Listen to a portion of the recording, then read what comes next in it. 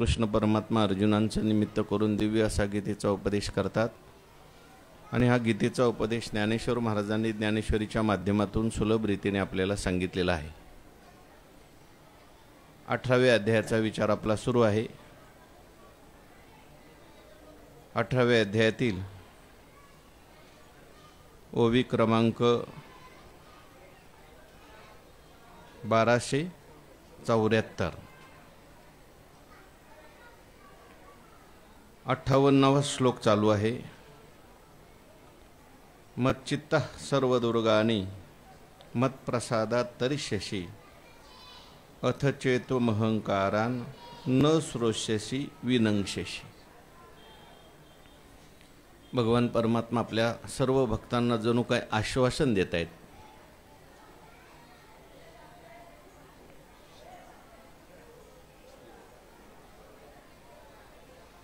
संसारातून तरुण जायचं असेल, दुःखातून तरुण जायचं असेल तर तू त्या ठिकाणी माझ्या ठिकाणी चित्त ठेवणारा हो।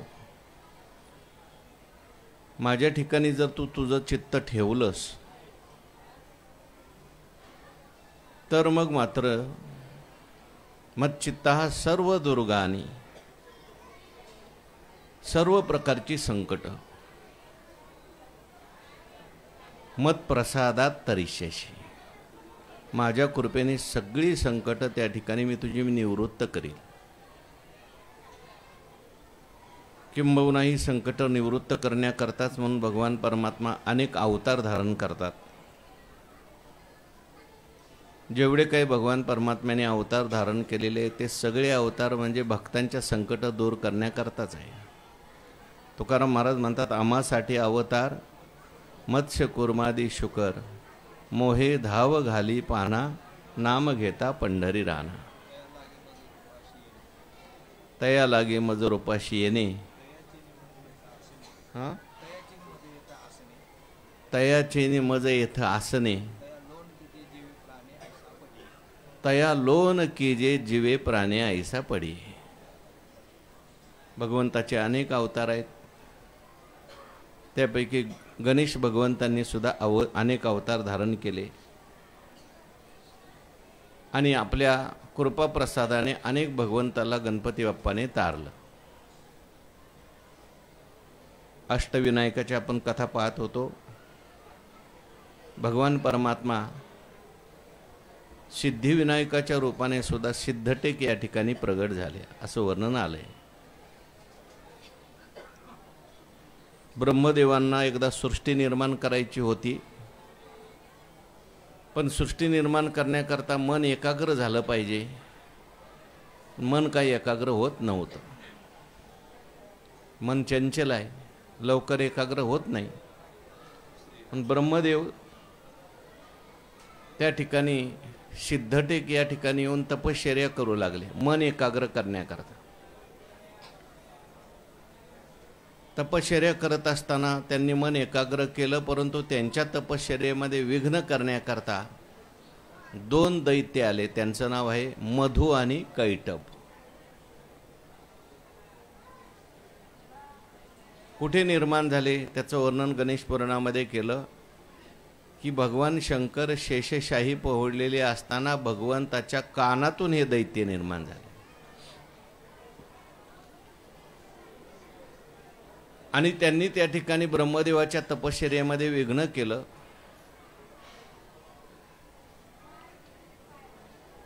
हे मधु कैटभ जे आहे ते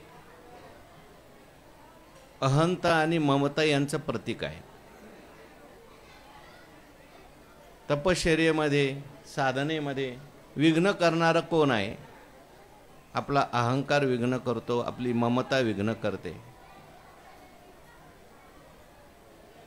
ब्रह्मदेवाने भगवान परमात्म्याची प्रार्थना केली,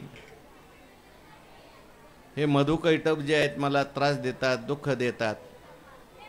मग भगवान विष्णूंनी त्या मधु कैटभांच्या बरोबर अनेक वर्ष युद्ध केलं, परंतु ते काही पराजित होऊ शकले नाही, कारण देवापासूनच निर्माण झाले। अहंकाराला घालवणं तेवढं सोपं काम नाही, कठीण काम आहे। कारण पुढे आता अहंकाराचंच वर्णन उत्तरार्धात आहे। भगवान शंकरांनी त्या ठिकाणी प्रगट होऊन सांगितलं की तुम्ही मधुकैटभावर युद्ध केलं, परंतु भगवान गणेशाचं स्मरण केलं नाही.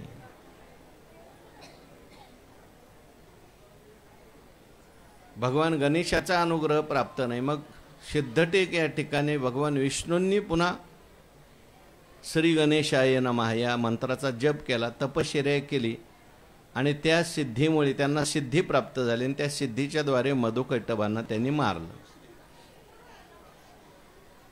भगवान गणरायांच्या कृपेने त्यांना मारलं.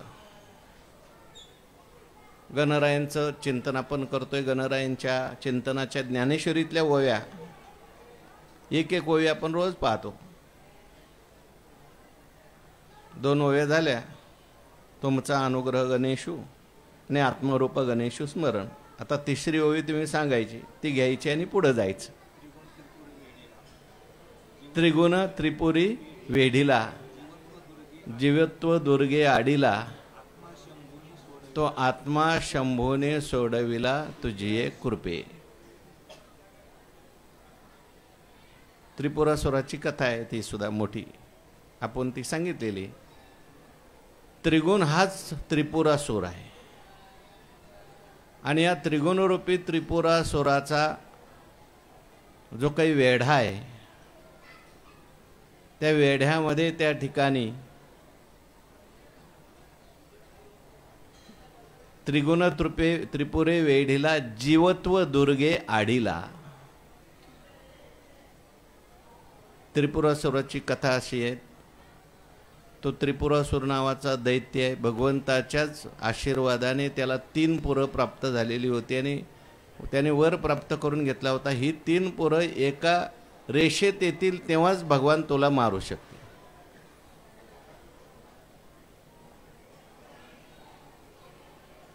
आणि भगवंत गणेशाच्या कृपेने भगवान महादेवांनी त्या ठिकाणी या त्रिपुरासुराचा वध केला. आता त्याचा आध्यात्मिक अर्थ त्रिगुणरूपी त्रिपुर आहे आणि त्याच्यामध्ये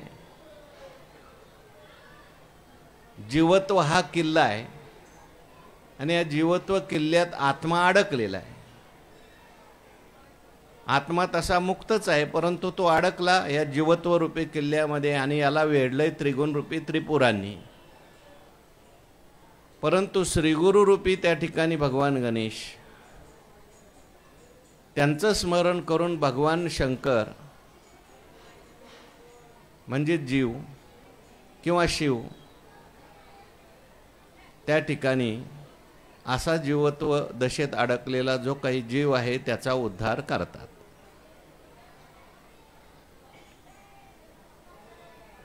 त्रिगुण त्रिपुरे वेढीला, जीवत्व दुर्गे आडीला, तो आत्मा शंभूने सोडविला तुझ्या कृपे. तुमच्या कृपेनेच, श्रीगुरूंच्या कृपेने गणराय तुझ्या स्मृती, तुमच्या स्मरणानेच त्या ठिकाणी भगवंताने सोडवलं. म्हणून भगवान परमात्म्यात त्या ठिकाणी सांगतायत की मच्चित्ता, माझ्या ठिकाणी तो चित्त ठेवणारा हो. मच्चित्ता सर्व दुर्गानी मत्प्रसादात तरिष्यशी. आणि पुढे उत्तरार्धात भगवान परमात्मा म्हणतात, अथ चेत त्वम अहंकारात न श्रोष्यसी विनंक्षसी. जर अहंकारामुळे तू माझा ऐकणार नसशील तर मात्र तू नष्ट होशील. त्याचं व्याख्यान ज्ञानोबाराय करतात. अथवा हन अहम भावे, माझे बोलणे हे आघवे, काना मनाची शिवे नेदिसी टेको. वास्तविक पाहता भगवान अर्जुन महाराजांशी बोलतायत आणि अर्जुन महाराज काही देवाचं न ऐकणारे नाही, आपल्यासारखे देवाचं ऐकणारे आहेत अर्जुन महाराज. पण भगवंत असं का बोलतात, ज्ञानोबाराय असं का लिहितात? त्यांना माहिती आहे बरेच अर्जुन काय आपलं ऐकणार नाहीत. जरी हे सांगितलं तरी सुद्धा मनुष्य का ऐकत नाही, त्याची ऐकण्याची इच्छा असते. प्रत्येकाला असं वाटतं आपल्या जीवनात चांगलं झालं पाहिजे, आपल्या जीवनामध्ये परमार्थ घडला पाहिजे, आनंद घडला पाहिजे, साधना घडली पाहिजे. कोणाला वाटतं होऊ नये, पण एक आडवायला येतो.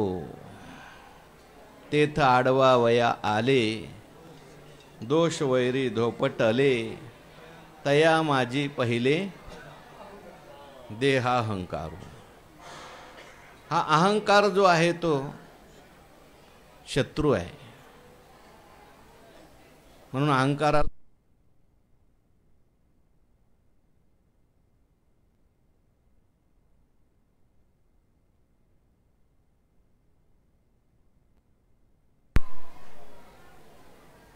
अहंकार हा शत्रू आहे. जेवढं अहंकार आपलं वाटोळं करतो, जेवढा अहंकार आपल्याला दुःख देतो, तेवढं दुसरं आपल्याला कोणी देत नाही. अहंकाराचे तोंड काळे, दावी बळी अंधार म्हटलंय. तो विनाकारण आपल्याला अंधार दाखवतो, चांगलं दिसू देत नाही. ज्ञानोबारायांनी तर त्या अहंकाराला भूत म्हणलं. भूत जे बहुता एका अंतरू, अहंकाराचा भूत संचारू, जाहला म्हणून विसरू आत्मबोधाचा. म्हणून हा जो अहंकार आहे, देवाला माहिती आहे, तो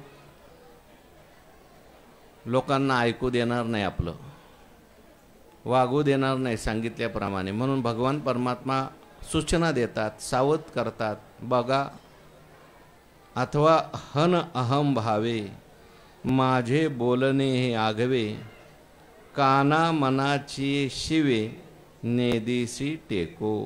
अहंकार अथवा हन अहम भावे.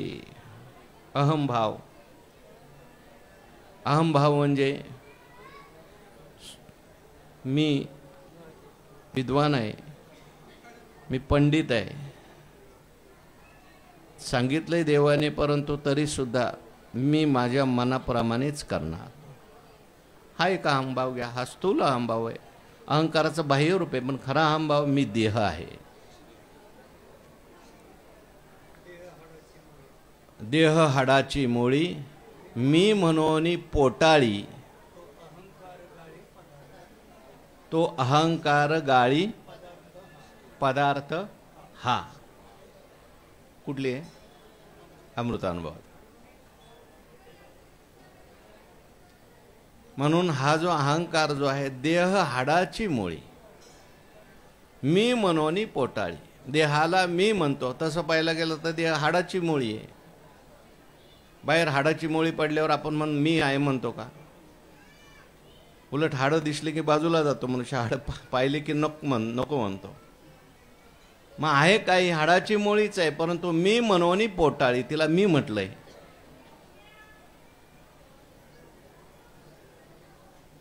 आणि म्हणून हा अहंकार जो आहे, मी देह आहे, हा खरा अहंकार आहे.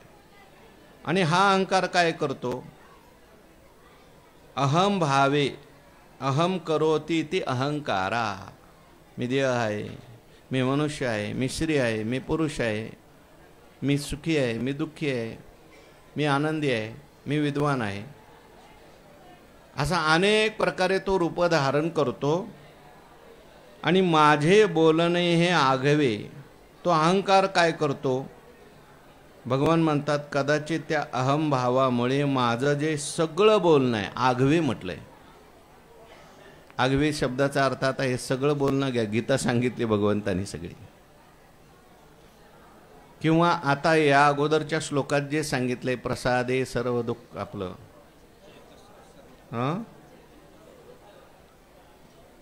हाच श्लोक हो. मच्चित्त सर्व दुर्गानी मत्प्रसादा तरीशी. त्या ठिकाणी हे जे माझं सगळं बोलणं आहे, गीतेतलं सगळं बोलणं आहे, माझी भक्ती कर, माझं चिंतन कर, मी तुझ्या सगळे दुःख नष्ट करून टाकेल, हे बोलणं आघवे, काना मनाची शिवे नेदेशी टेको. कानाचे शिवे, मनाचे शिवे नेदेशी टेको. बऱ्याच वेळेला हा अहंकार जो आहे, बोलणं जे असतं ते कानाला टेकू देत नाही. कधी कधी कानाला टेकू देतो पण मनाला टेकू देत नाही. काय काय लोकांचा अहंकार एवढा असतो की तो शब्द कानावर जरी पडले तरी सुद्धा कान ते आत स्वीकारत नाहीत, ऐकूनच घेत नाहीत. मला ऐकायचंच नाही असं म्हणतो. चांगलं ऐकायचं नाही, परमार्थाचं ऐकायचं नाही, देवासंबंधी काही ऐकायचं नाही. काही ऐकतात पण अहंकार पुढचं ऐकू देत नाही, म्हणजे त्याला मनापर्यंत जाऊ देत नाही. अहंकार आतून म्हणतो ठीक आहे, सांगायचं त्यांचं काम आहे, ऐकावे जनाचे करावे मनाचे. आत बसलेला असतो तो, आणि तो किती सांगितलं तर भगवंतानी एवढं सांगितलंय. दुर्योधनाला भगवान परमात्मा स्वतः सांगण्याकरता गेले होते. सगळं भगवंतानी सगळं सांगितलं, सार काय असार काय, कशात सुख आहे कशात दुःख आहे, हित कशात आहे अनहित कशात आहे, एवढं सगळं ऐकलं. दुर्योधनाने तर पहिलं कानावर ऐकूच दिलं नाही. मग देवाला म्हणावं लागलं, अरे बाबा दुर्योधना, मी तुलाच सांगतोय, विवेकाची भाषा नेनती, ते मूर्ख केवी पावी जती मज ईश्वरा. नाही ऐकलं. शेवटी देवाने सांगून सुद्धा कानालाही शिवू दिलं नाही, मनालाही शिवू दिलं नाही. कारण का? अहंकार. आणि मनात दुर्बुद्धी बसलेली आहे, अश्रद्धा बसलेली आहे. हा कृष्ण मला काय सांगणार आहे? हा तर पांडवांचा मित्र आहे, माझा काय शत्रू आहे. अहंकार भक्ती करू देत नाही. अहंकार त्या ठिकाणी नामस्मरण करू देत नाही. म्हणून तू जर असं करशील बाबा, भगवान परमात्मा सूचना सांगतात, काना मनाचे शिवे नेदिशी. आता हे अर्जुना करता चाललंय. अर्जुनाला भगवान समजून सांगतात, कदाचित तू माझं हे बोलणं देहाभिमानामुळे म्हणा, आपल्या विद्वत्तेच्या अभिमानामुळे मला हे तुझ्या कानाला मनाला तू टेकू देणार नसशील तर काय होईल? माझं काही नुकसान होणार आहे. येत कोणाचे बा काय गेले, ज्याचे त्याने अनित केले. काय नुकसान होईल तुला मी सांगतो, तेही ऐकून ठेव. तरी नित्य मुक्त अव्ययो तो आहासी ते होनी वावो, देह संबंधाचा घावो वाजेल अंगी. काय होणार आहे? तुझंच नुकसान होणार आहे. अर्जुन महाराज म्हणले, काय नुकसान होणार आहे माझं? नाही समजा मी तुमचं ऐकलं तर काय होणार आहे नुकसान माझं? म्हटले, तरी नित्य मुक्त अव्ययो तू आहासी ते होवनी वावो. तू कोण आहेस? नित्य आहेस, मुक्त आहेस आणि अव्यय आहेस. तू परमात्मा स्वरूप आहेस. आता मी तुला एवढं ज्ञान सांगितलंय, तू भगवत स्वरूप आहेस. तू माझा आत्मा आहेस, तू ब्रह्मरूप आहेस, कधीही न मरणारा तू आहेस. नित्य अजो नित्य शाश्वतोयम पुराणो न हन्यते हन्यमाने शरीरे वेदा विनाशिनम नित्यम य एनम अजम अव्ययम. तू नित्य आहेस. पुन्हा तू कसा आहेस? मुक्त आहेस. आत्मा जो आहे तो नित्य आहे, आणि आत्मा कसा आहे? नित्य मुक्त आहे. बरं का? म्हणजे तो बद्ध होऊन मुक्त झालाय असं नाही. नित्य मुक्त आहे. तो कधीच बद्ध होत नाही. आत्मा कधी बद्ध होतो का? नाही होत. मग मुक्ती कशाला आहे? आत्मा जर कधीच बद्ध झाला नाही तर मुक्ती कशाला आहे? तर मुक्ती मनाला आहे, मुक्ती बुद्धीला आहे. आत्मा कुठलाच कोणाचाच कधीच बद्ध झाला नाही. आत्मा सगळ्यांचा एकच आहे आणि तो नित्यमुक्त आहे. मग बंधन कोणाला आहे? मनालाच बंधन आहे आणि मनालाच मुक्ती आहे, लक्षात ठेवा. म्हणजे मन बंधनाची कल्पना करता अज्ञानामुळे. मने बांधला मी फुडा, ऐश्या भावनेचा पडे खोडा, मोकळ्या पायाचा चवडा गोविया दिके. मनातच बंधन आहे. म्हणून बाबा आत्मा तर कसा आहे? नित्यमुक्त आहे, अव्यय आहे. अव्यय म्हणजे त्याच्यात कधीही व्यय होत नाही, नाश होत नाही. तो आहासी आणि ते तू आहेस. आत्माच तू आहेस, भगवान परमात्मा सांगतात. आत्मा आणि तू वेगळा नाही, परमात्मा आणि तू वेगळा नाही, मी आणि तू वेगळा नाही. पण ते होऊन वावं ते काय होईल? सगळं आता खोटं होईल. कशामुळे खोटं होईल? तुझ्या अहंकारामुळं. कारण आता मला माहिती आहे, तू म्हणणार मी मरणार, ते मारणार, मी सुखी, मी दुःखी, माझा शोक जायना, माझं दुःख जायना. म्हणजे मुक्त होता परी बळे झाला बद्ध, घेऊन या छंद माझे माझे. पापपुण्य अंगी घेतले जडून, वर्म नेणे कोण करतात? कोण करताय बाबा? माहिती नाही.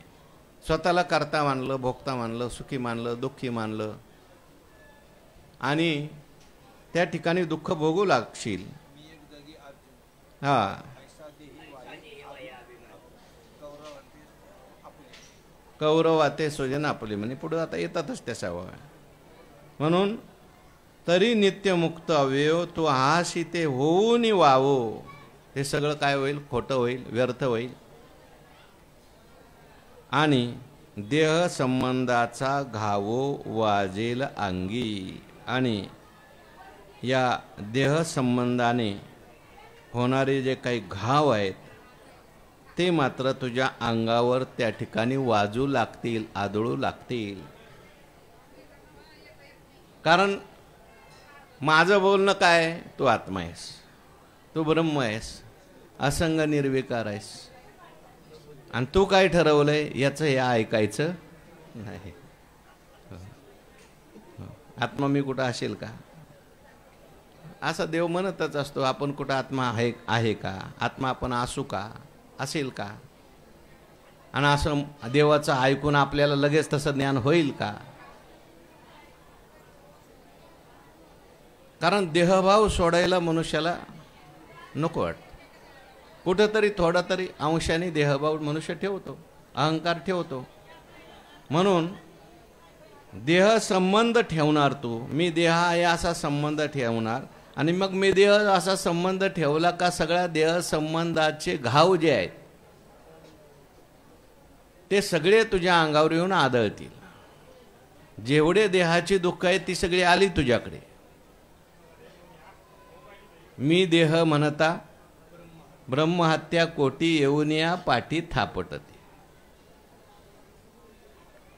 देहाच्या संबंधाने जेवढे काही विकार आहेत ते आले तुझ्याबरोबर. अस्ति भाती अस्ति जायते वर्धते विपरिणमते अपक्षीयते नश्यती. सगळे विकार तुझ्यामध्ये आले. मग 3 प्रकारची दुःख तुझ्याजवळ आली, आध्यात्मिक, आधी भौतिक, आधी दैविक. आणि या देह संबंधाने जे काही घाव बसतील ते सगळे तुझ्या अंगात वाचतील, तुला होतील. तेची सेविजे देह जळी होईजे मासोळी तया. म्हणजे सुख दुःख त्याला सहज त्या ठिकाणी सहन करावी लागतात. देह जळात ज्याने मासोळी होऊन बुडी दिली. म्हणून तुला त्या ठिकाणी ही दुःख सगळी येतील. देह संबंधाचा घावो वाजेल अंगी. देह आणि देह संबंधी पदार्थ. तुझ्या मागे जन्म लागलं, मरण लागलं, सुख लागलं, दुःख लागलं. तुझंच लागलं नाही, दुसऱ्यांचंही लागलं. करता घायाळाचा संग अंगे अंग माकावे. तुकाराम महाराज म्हणतात घायाळ मनुष्य आहे हा गेला आणि त्या घायाळ माणसाला मिठी मारली. त्याच्या अंगाचं सगळं रक्त तुला लागणार आहे. म्हणून जसा आहे तू तसा राहा बाबा. काय होईल देह संबंध केला तर त्याचं स्पष्टीकरण पुढच्या होईल. तया देह संबंधातू प्रतिपदी आत्मघातू भुंजता उसंतू काहीच नाही. देह संबंध आतू, देहाचा संबंध केला, देहाचा संबंध झाला की त्या देह संबंधामुळे प्रतिपदी पावलोपावली आत्मघात आहे. आणि हा आत्मघात भोगत असतात जीवाला कधीच विश्रांती मिळत नाही. देह संबंधात आत्मघात आहे. आत्मघात शब्दाचा अर्थ आहे आत्मस्वरूपापासून मनुष्य काय होतो, खाली येतो. मी देह म्हटलं की आपला आत्मघात झाला आणि मग त्या देह संबंधामध्ये आतू प्रतिपदी आत्मघातो भुंजता उसंत मिळत नाही. मग कारण आत्मस्वरूपापासून सुटणं आणि देह संबंधात येणं हाच संसार आहे. आणि संसारात आला का मग संसार दुःख मूळ चहूकडे इंगळ विश्रांती नाही कोठे रात्रंदिवस तळमळ. काम क्रोध लोभ शुनी पाठी लागली ओढाळ. अशा प्रकारची त्याची स्थिती होते.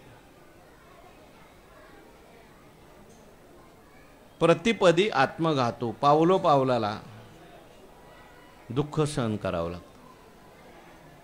पावलो पावलाला त्या ठिकाणी मरावं लागतं.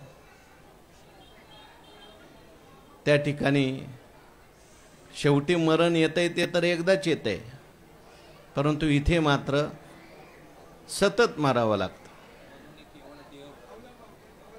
पावला पावली, पावला पावली म्हणजे विषयांच्या संगतीने. त्या ठिकाणी अनुकूल प्रतिकूल भोग नाही मिळाले म्हणून, अनुकूल भोग नाही मिळाले प्रतिकूल का मिळाले म्हणून अशा प्रकारे अनेक प्रकारचं दुःख भुंजता उसंतू.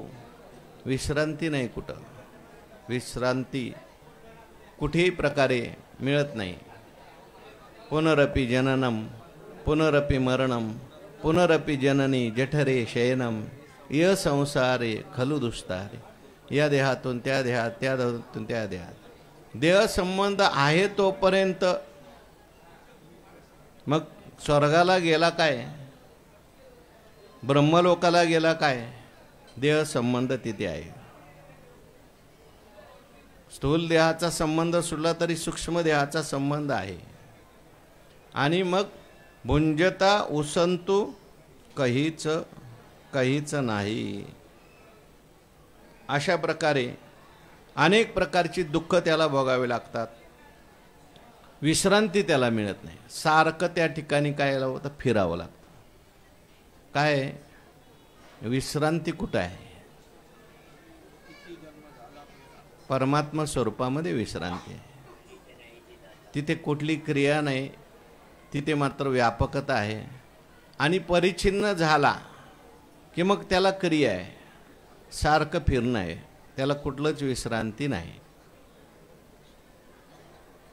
जहाजावर असलेला जो पक्षी आहे तो जहाजावरून उडाला आणि समुद्रात कुठं फिरला तरी त्याला विश्रांती कुठंच नाही. मग त्याला कुठं यावं लागतंय, परत जहाजावर येऊन बसावं लागतंय.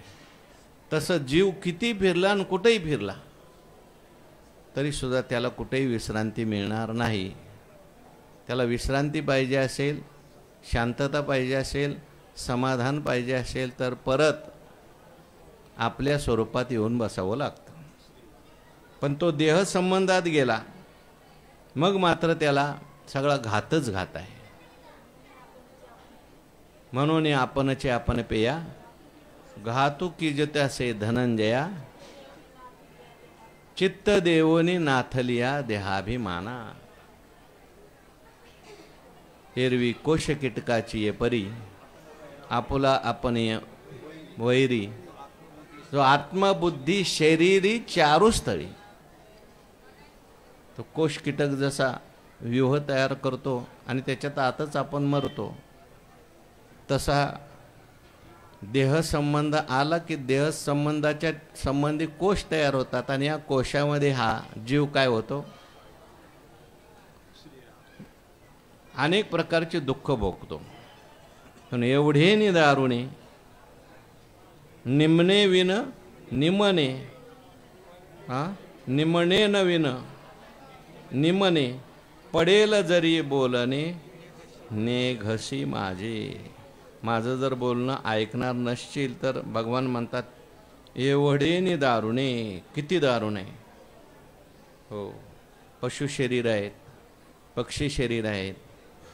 अनेक दुःखे सांगो मी किती, सकळ संसाराची स्थिती नस आहे पाषाण फुटती, भय काप चित्ती भरला. हे दारुण दुःख आहेत. व्यवहारामध्ये जर आपण पाहिलं किती दुःख आहे, पशूंना किती दुःख आहे, पक्ष्यांना किती दुःख आहे. आपल्याला तरी आजारी पडलं सांगता येते, त्यांना आजारी पडल्यावर सांगता येते का. म्हणून अशी एवढी नि दुःख दारुणे. भगवान म्हणतात निमने न विन निमने. वास्तविक पाहता मरण नसताना तू मरतोय. आहे का तुला खरं मरण? नाही. तू अमर आहा अमर आहा, खरे की पहा खोटे हे. पण न म्हणा देह माझा आहे.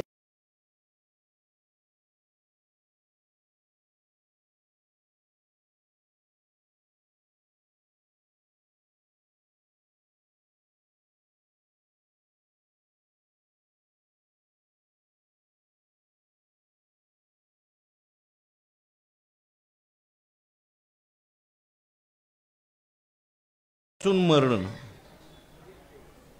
प्राप्त झालं. कशामुळे प्राप्त झालं? मरणा वाचून मरण प्राप्त झालं. म्हणजे तो अमर असताना सुद्धा मरू लागला. मरणाचं दुःख भोगतोय अमर असताना सुद्धा. मरणाचं म्हणजे देह संबंध करणं म्हणजे ते एक प्रकारे आत्ममरण आहे. आणि हे दुःख त्याला सगळं भोगावं लागतंय. विनाकारण त्याला दुःख भोगावं लागतंय.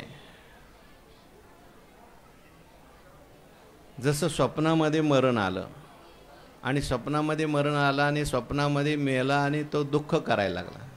स्वप्नीचे राज्य का? पण स्वप्नात स्वप्न खरं वाटतं, त्यामुळे तो तिथे रडतो, आरडतो, दुःखी होतो. आणि खूप दुःख आती झाल्यानंतर जागा होतो. जागा झाल्यानंतर पाहतो तर काही नाही, मरण काय आहे, खोटं आहे. बुडणे खोटे पावता थडी, स्वप्नी झाली ओढा ओढी, नासली जागृती घडी, साच जोडी शेवटी गोड घास. बुडणे खोटे पावता थडी, स्वप्नी झाली ओढा ओढी. स्वप्नात काय झालंय, पण त्यावेळेस जर स्वप्नातच असेल तर मात्र दुःखच आहे. लक्षात ठेवा. स्वप्नात स्वप्न काय वाटतं माणसाला, खरं वाटतं. तसं हे जे मरण आहे तुला वास्तविक पाहता खरं नाही. देह संबंध खरा नाही. आधी देह काय खरा, देह संबंधी पसारा, बुजगावणे चोरा रक्षणशे भासत असे. पण तरी सुद्धा दुःख भोगतोय जीव. नसत्या छंदे नसत्या छंदे, जग विनोदे विवळतसे. काय अभंग सुरुवात. नसत्या छंदे नसत्या छंदे, जग विनोदे विवळतसे. असं विनाकारण जग विवळतंय का? देहाला मी मानलं.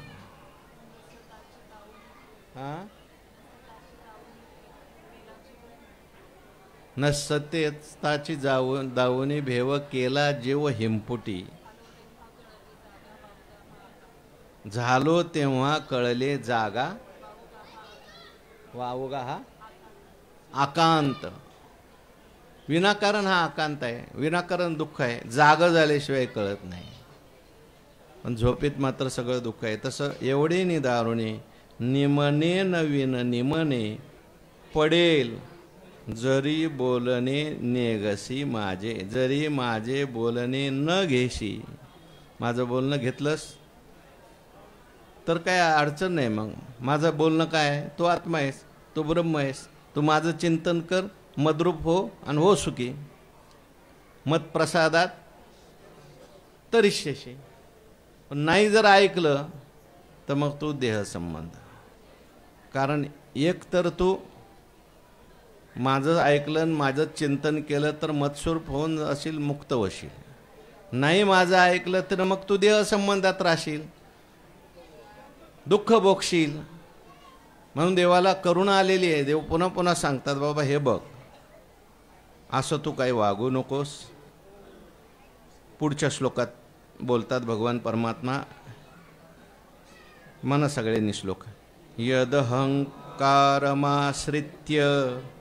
न योत्स्य इति मन्यसे, मिथ्यैष व्यवसायस्ते प्रकृतिस्त्वां नियोक्ष्यति. यदि जर अहंकारम आश्रित्य, अहंकाराचा आश्रय करून, न योत्से, मी युद्ध करणार नाही, इति मन्यसे, असं तू मानशील. अहंकाराचा आश्रय करून तू म्हणशील मी युद्ध करणार नाही. मग मिथ्या एष व्यवसाय, ते एष व्यवसाय मिथ्या असते. हा तुझा जो व्यवसाय म्हणजे निर्णय, हा कसा आहे, खोटा आहे. मिथ्या एष व्यवसाय असते तो हा खोटा. आणि मग होणार काय आहे पुढे म्हटले, प्रकृती ही त्वाम नियोक्ष्यति. तुझी प्रकृती जी आहे ती मात्र तुला काय करावी लागेल, करायला लावेल, युद्ध करायला लावलच पुढे. म्हणजे आता मी सांगतोय युद्ध कर, तर तू ते काय ऐकणार नाही. का ऐकणार नाही? अहंकार. यदि अहंकारम आश्रित्य न योत्से. भगवान परमात्मा आता हे परत सुरुवातीचं सुरू आहे आपलं. आता सार सांगणं चालू आहे. पूर्वीचे सुरुवातीचे जे अर्जुन महाराज आहे, ज्ञानोबा आहे, परत ते सांगता येतात. किंवा भगवान परमात्मा सांगतात, उपसंहार चालू आहे, उपसंहारामध्ये परत सगळी गीता चालू आहे. तशी गीता भगवंतांनी सांगितली ना, अर्जुन महाराजांना गीता सांगितली. आणि युद्ध झाल्यानंतर अर्जुन महाराजांनी देवाला परत सांगितलं, मला तुम्ही सांगितलं होतं, सगळं माझ्या त्यावेळेस लक्षात राहिलं होतं, पण ह्या युद्धाच्या धांदलीत सगळं विसरून गेलं. परत सांगा. भगवान म्हणले, बघ आकाशवाणी एकदाच बोलते. आता मी जरी ठरवलं तसंच सांगायचं तरी तसं येईल की नाही मला सांगता येत, पण सांगतो बाबा तुला. म्हणून देवाने गीता सांगितली अर्जुनाला. त्याला अनुगीता असं म्हणतात. सांगितलंय अर्जुनाला, कारण परत परत ऐकावं लागतं. म्हणून भगवान परमात्मा या ठिकाणी म्हटले, बाबा यदि अहंकारम आश्रित्य न योत्से इति मन्यसे. तू असं जर म्हणशील मी नाही लढणार. आता मी सांगतोय तुला युद्ध कर. भगवान परमात्मा अर्जुनाला युद्ध कर म्हणतात आणि अर्जुन भगवंताला काय म्हणतात. आता हे पहिला दुसरा अध्याय काढा सगळा. पहिला अध्याय अर्जुन मी लढणार का नाही ते म्हणतात. का लढणार नाही बाबा, तर अर्जुन महाराज म्हणतात, देवा का लढणार नाही, तिचे अनेक कारणं देवानी अर्जुनांनी सांगितले. काय होईल लढलं तर, पापमेवा श्रेयदस्मान् हत्वैतानात तायिनः तस्मान्नार्हा वयं हन्तुं धार्तराष्ट्रान् स्वबांधवान्. हो, पापमज होईल का, नरक यातना येईल, हे काहीच पुढील ते अर्जुनाचं नाही, पण अर्जुनाचं पाहिजे बोलणं. अर्जुन काय, जरी वधू करून गोत्रजांचा वसटा होईल दोषांचा, मज जोडला हातीचा दुर्योश कुळ हरणे पातके अंगी जडते आशेके. हा, अर्जुन महाराज त्या ठिकाणी पाप होईल, हे मरतील, सगळं वर्णसंकर होईल, स्त्रिया विधवा होतील, हे सगळं सांगतायत. भगवान म्हणतात यद अहंकारम आश्रित्य. आणि ह्या सगळ्याला कारण काय? अहंकार. बरं का, आता भगवान परमात्मा समोर असताना, स्वतः भगवान रथावर बसलेले असताना, मी भगवंताला सगळं समर्पित केले, मी तुला माझी बुद्धी समर्पित केली, आता माझ्या रथाचे लगाम तुझ्या हातात आहेत, असं अर्जुनांनी म्हटलंय. आणि अर्जुनाच्या म्हणून भगवान परमात्मा आता सारथी होऊन बसलेत. पण एवढं सगळं असताना सुद्धा खरं समर्पण अजून झालं का? एवढं केल्यानंतर सुद्धा अर्जुन महाराज भगवान परमात्म्याचं ऐकतायत का भगवंताला शिकवतायत?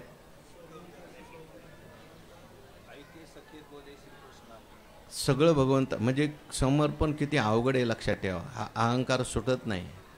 किती जरी आपण म्हटलं हो आता तुम्ही म्हणाल तसंच ऐकणार, तुम्ही म्हणाल तसंच ऐकणार, बरोबर आपल्या विरुद्धच करणार.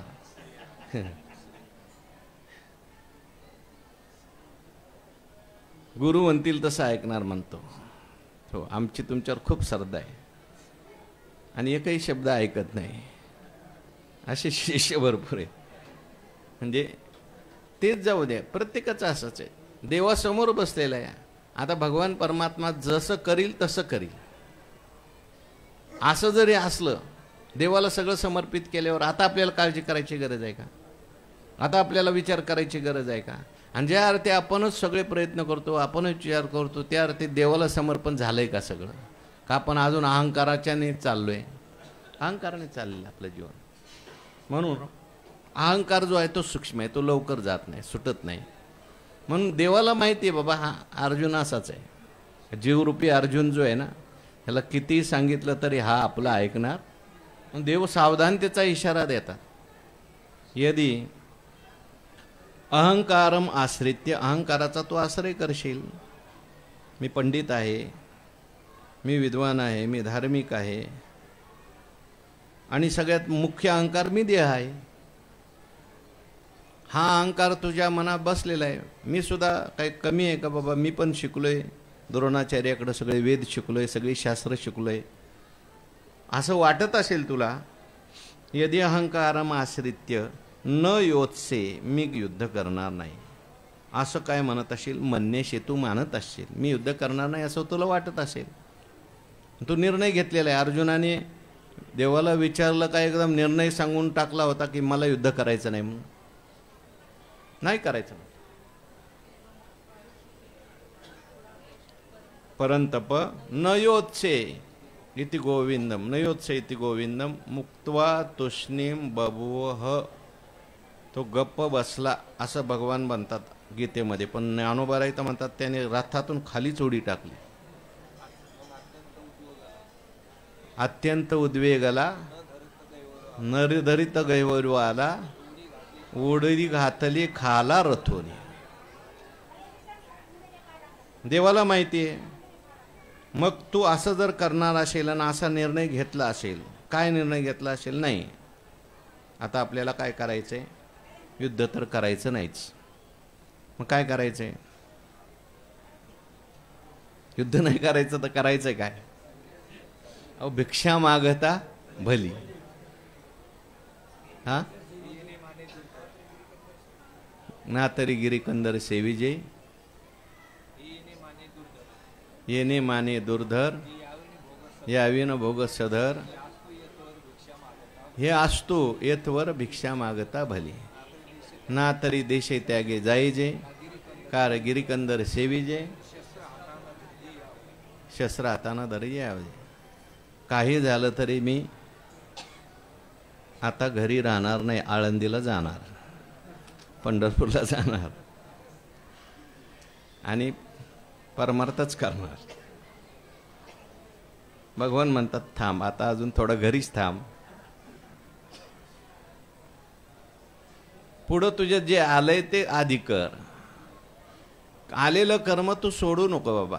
ठीक आहे, यायचंच नव्हतं ना तुला, अगोदरच मला सांगायला पाहिजे होतं का नाही. आता सगळे रथ झाले, तयारी झाली, शंख वाजला, ते आले, आपण आलो. तो आधीच म्हटलं असतं ना बाबा मला संन्यास व्हायचं, मी तुझ्या माझ्या हाताने तुला संन्यास दिला असता. जार तो आधीच काय नेनशी गोत्रजू नोळखीशी. पण आता सगळं झालं हो, आणि आता तू परत मागं फिरायला लागला. आता चालणार नाही बाबा. म्हणून मिथ्येश एषः मिथ्या व्यवसाय ते. तुझा जो हा व्यवसाय शब्दाचा अर्थ आहे निश्चय, निर्णय, हा खोटा आहे. खोटा आहे म्हणजे काय? तू चुकीचा निर्णय घेतलेला आहेस, म्हणजे भ्रमाने घेतलेला निर्णय आहे तुझा. कारण वास्तविक पाहता तुझा मीच चुकलाय आता, है की नाही. मी कोण आहे हे तुला माहित नाही ना. मी देह आता येणारच आहेत सगळ्या पुढं होय. आपण पेतरी नेनशी कौरवाते सोचू पाहासी, हा बहु विस्मयो आमाशी पुढत पुढते. म्हणून आता तुझा निर्णय, तू आता जे काही निर्णय घेणार आहे ना ते सगळे देहाच्या संबंधाने घेणार आहे.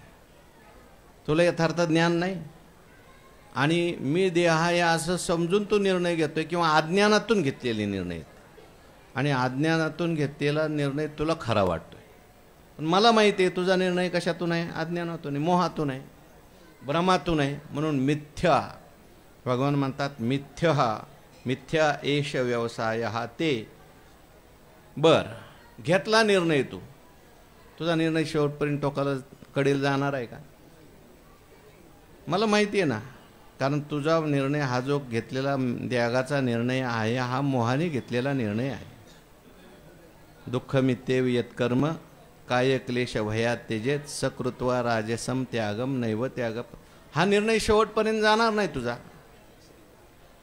कारण जो मोहाने घेतलेला निर्णय असतो तो शेवटपर्यंत जात नसतो, आणि विवेकाने घेतलेला निर्णय असतो तो मात्र शेवटपर्यंत जात असतो. तुझा हा जो निर्णय भावनेने घेतलेला आहेस, मोहाने घेतलेला आहेस, त्या परिस्थितीमुळे घेतलेला आहेस. समोर आली परिस्थिती, अगोदर युद्धाला आला होता का नव्हता? बरं, अगोदर काय म्हणायचा? नाही आता यांना मारायचं, त्याशिवाय जमणार नाही. सगळं झालंय, मग इथंच आल्यावर काय झालं नेमकं? ते समोर बघितलंय सगळं त्याने, द्रोणाचार्य, भीष्माचार्य, आणि या परिस्थितीला पाहून तुला मोह झाला. परत मोह झालाय आणि परत तुझा निर्णय बदलायला तू लागलेला आहेस. पण लक्षात ठेव, भगवान म्हणतात तुझा हा निर्णय जो आहे तो मिथ्या आहे.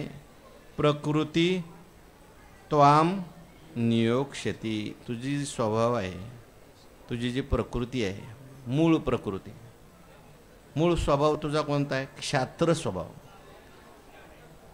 आता जरी तू जंगलात गेलास आणि जंगलात जाऊन ध्यान करायला लागलास, एकदा गेला होता तू जंगलामध्ये, गेलता का नाही? टेकडावर जाऊन ध्यान करायला बसला होता आणि ध्यान करताना एक डुक्कर आलं. त्या डुक्कर आल्याबरोबर ते बाण घेतला हातात आणि त्या डुकरालाच मारायला लागला. आणि भगवान शंकर तिथं आले, म्हणजे ते परीक्षेसाठी डुक्कर पाठवलं होतं त्यांनी. केलं लगेच भगवान शंकराबरोबर युद्ध. भगवान शंकराबरोबर युद्ध केलं म्हणजे भिल्लाच्या रूपात आले. तर याचा अर्थ क्षात्र स्वभाव तुझा जे असतं, मूळ स्वभावात असतं, ते स्वभावातलं माणसाच्या लवकर जात नसतं. म्हणून जोपर्यंत अज्ञान आहे तोपर्यंत आपल्याला जे काही वडीलधारी माणसं सांगतात, गुरु सांगतात, शास्त्र सांगतंय, त्या शास्त्रानुसार आपण वागलं तर आपण मुक्तीपर्यंत जाऊ शकतो. वडीलधाऱ्यांचं ऐकायचं नाही, गुरूंचं ऐकायचं नाही, शास्त्राचं ऐकायचं नाही, आणि आपल्या मनाला येईल तसा आपण निर्णय घेतला. मग तो निर्णय आपला कडेला जाईल की नाही सांगता येत नसतं. कारण तो निर्णय घेतलेला असतो आपल्या अहंकाराने, आणि आपला अहंकार जो असतो तो आपला स्वभावाला धरून ठेवलेला असतं त्याने. ज्यावेळेस मनुष्य गुरूंच्या आज्ञेने काही गोष्टी करतो, शास्त्राच्या आज्ञेने काही गोष्टी करतो, किंवा शास्त्र देवाच्या आज्ञेने काही गोष्टी करतो, त्यावेळेस तिथे अहंकाराला स्थान आहे का हो? नाही. मी हे का केलं? गुरूंनी सांगितलं, शास्त्राने सांगितलं. जे काय होईल ते आता गुरु पाहतील, शास्त्र पाहतील, देव पाहिल. मग त्याला चिंता सुद्धा नसते, काय हो आता नो. परंतु आता भगवान सांगायला बसलेत पुढं. भगवंताला अर्जुन म्हणतात, बाबा मी तुला सगळं आता माझी बुद्धी सोपवलेली आहे, तुला माझं सगळं समर्पण. तुका म्हणे घालू तयावरी भार. आणि एवढं असून सुद्धा शोक चालू झाला, रडणं चालू झालं, दुःख चालू झालं. याचा अर्थ काय झालं? मला तुझं अगदी समर्पण केलेलं असलं तरी हातचा राखून समर्पण केलंय. अजून अहंकार तसाच आहे. म्हणून त्या ठिकाणी तुला आता मी जरी सांगतोय युद्ध कर, माझं तू ऐकणार नाही हे मला माहिती आहे. नाही ऐकल्यानंतर पुढं परत आणखीन प्रकृती तुला काय करावे लागेल, तिकडेच घेऊन जाईल. आणि मग हे समोरचं सोडायचं आणि नंतर पुन्हा त्या ठिकाणी आपल्या स्वभावानुसार वागायचं, हे काही योग्य होणार नाही.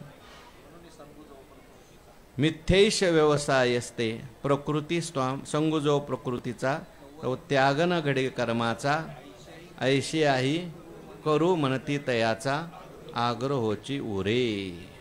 आणि म्हणून त्या ठिकाणी प्रकृती जी आहे ती कधी आपल्यावर प्रकृती हवी होते. प्रकृती आपल्यावर कधी त्या ठिकाणी परिणाम करते, जेव्हा आपण गुरु शास्त्र ईश्वर यांचं ऐकत नाही. आणि ती कधी जात, प्रकृती म्हणजे माया आहे. भगवान म्हणतात दैवी हेषा गुणमयी मामे वये प्रपद्यंते. मला शरण आला ना, मग ती मायेकडे काय करायचं मी बघून घेतो.